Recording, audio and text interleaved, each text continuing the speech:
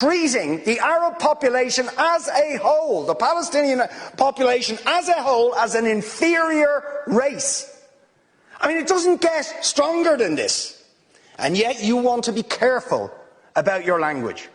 You're happy to correctly use the most strong and robust language to describe the crimes against humanity of Vladimir Putin, but you will not use the same strength of language when it comes to describing Israel's treatment of the Palestinians, when it is now being documented and detailed by two of the most respected human rights organisations in the world, and indeed has been alleged by dozens and dozens of non-governmental organisations, and to be honest, anybody who looks honestly at the decades of brutal, inhumane persecution of the Palestinians, successive assaults on Gaza, the annexation of their land and territory, the systematic application of apartheid rules, you don't want to even use the word apartheid.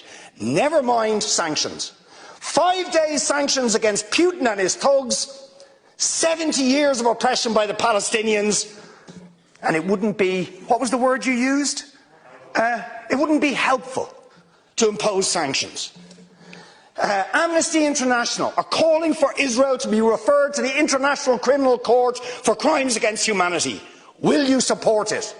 They are calling for targeted sanctions against Israeli officials who are perpetuating the system of apartheid, just exactly the same types of sanctions you've just initiated against Vladimir Putin. Will you support it?